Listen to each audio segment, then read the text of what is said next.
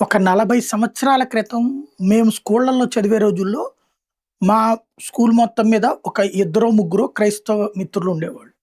వాళ్ళు మా ఇంట్లో ఫంక్షన్ ఉంది. ఇవాళ మీరు కంపల్సరీగా అందరూ రావాలి అని అడిగినప్పుడు, సరే టిఫిను, భోజనాలు అక్కడే ఉంటాయి మీరు అన్నప్పుడు వెళ్ళేవాళ్ళం. అయితే అక్కడికి వెళ్ళిన తర్వాత ఏంటయ్యా ఫంక్షన్ అంటే, ఈ సువార్తకు సంబంధించినటువంటి వాళ్ళు మాట్లాడటం అది. ఇది మా ఇళ్లల్లో తెలిసినప్పుడు కొంతమంది చుట్టుపక్కల బంధువులు అన్నట్టు చుట్టుపక్కల ఉన్నటువంటి వాళ్ళు చెప్పింది. ఇప్పుడు వాళ్ళని మన మతానికి సంబంధించిన కార్యక్రమానికి పిలవట్లేదు గదా!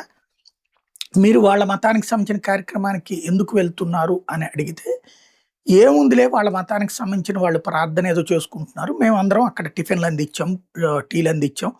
వాళ్ళు భోజనాలు అది పెట్టమంటే వడ్డించాం అయ్యి అని చెప్పేవాళ్ళం. అప్పుడు మాకేమి అనిపించలేదు. కానీ క్రమంగా ఇప్పుడు ఉన్న 100 ఏళ్ల మధ్యలో 25 ఇళ్ళు, 30 ఇళ్ళు, 50 ఇళ్ళు ఇట్లా మత మార్పిడి జరుగుతా వచ్చింది. ఇప్పుడు మత మార్పిడి గురి కాని వాళ్ళు మత మార్పిడికి గురైన వాళ్ళ చేత అవహేళనకు గురవుతున్నారు.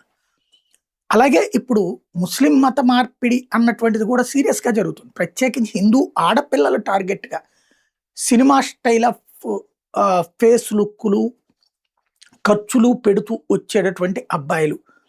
ఆ పైన క్రమంగా వాళ్ళ సోదరీమణులు, వాళ్ళ కుటుంబ సభ్యులు కూడా వీళ్ళని బాగా ఆదరించడం. ఆ పైన నిదానంగా వాళ్ళ మతాచారాలు అలవాటు చేయడం. ఇది ముస్లింల్లో జరుగుతున్నటువంటి ఒక పెద్ద మార్పిడి.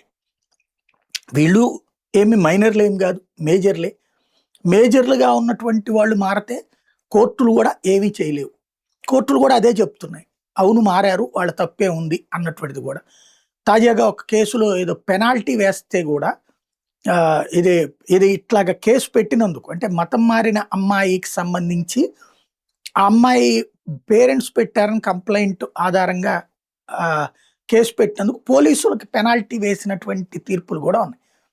ఇలాంటి సిచ్యుయేషన్‌లో ఎవరికి వాళ్ళే ఆలోచించుకోవాలి తప్ప, ఎవరికీ కూడా ఎప్పుడైనా సరే యువరక్తంతో ఉన్నటువంటి సందర్భంలో నువ్వు వాళ్ళతో తిరక్కు అంటే తిరగాలనిపిస్తుంది. నువ్వు ఇలాగుండు అంటే ఉండకూడదనిపిస్తుంది. అలాంటి సందర్భంలో స్వతహాగా వాళ్ళంతట వాళ్ళు తెలుసుకునేటప్పటికి జీవితం చేయి జారిపోతుంది. ఆ తర్వాత చెప్పుకోవడానికి ఏమీ ఉండదు. ఈ మత మార్పిడిలో ఉండే ఏకైక ప్రాబ్లమ్ ఏంటంటే, నిన్నటిదాకా నీ బంధువులు ఇవాళ నీ బంధువులు కాకుండా పోతారు. కొత్త బంధువులు వస్తారు, వాళ్ళు నిన్ను కలుపుకోరు. ఇది అసలు లాజిక్. అది చెప్పగలిగిన నాడు నడుస్తది. నిన్నటిదాకా నీ స్నేహితులు ఇవాళ స్నేహితులు కాకుండా పోతారు. కొత్త స్నేహితులకి నువ్వు కానకుండా పోతావు. ఇది అర్థం చేసుకున్నోళ్ళకి అర్థం చేసుకున్నంత.